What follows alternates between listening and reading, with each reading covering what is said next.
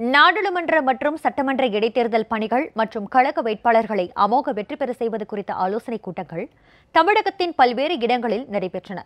அம்மா மக்கள் முன்னேற்றக் கழக தலைமை அலுவலகத்தில் தென் சென்னை நாடாளுமன்ற தொகுதிக்குட்பட்ட தியாகராய நகர் தொகுதி நிர்வாகிகள் உடனான ஆலோசனைக் கூட்டம் நடைபெற்றது.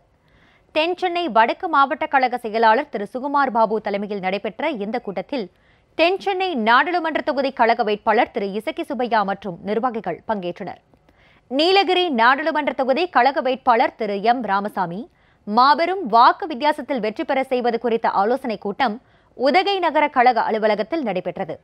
மாவட்ட கழக செயலாளர் திரு எஸ் கலைச்செல்வன், கழக அமைப்பு செயலாளர் தேனாடு லட்சுமணன் உள்ளிட்ட நிர்வாகிகள் பங்கேற்றனர்.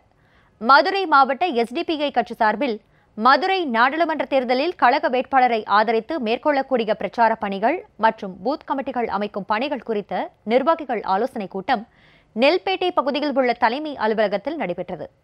மதுரை நாடாளுமன்ற தொகுதி கழக வேட்பாளர் திரு டேவிட் அண்ணாதுரையை 2 லட்சம் வாக்குகள் வித்தியாசத்தில் வெற்றி பெற செய்ய மேற்கொள்வது குறித்து ஆலோசனை வழங்கப்பட்டது.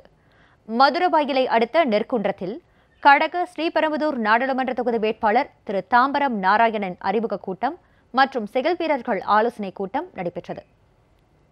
மதுரவாயில் பகுதி கழக செயலாளர் திரு NT தியாகராஜன் தலைமையில் நடைபெற்ற இந்த கூட்டத்தில் திருவள்ளூர் மத்திய மாவட்ட கழக செயலாளர் திரு லக்கி முருகன், காஞ்சிபுரம் கிழக்கு மாவட்ட கழக செயலாளர் திரு மா கரிகாலன் உள்ளிட்ட கழக நிர்வாகிகள் பங்கேற்றனர்.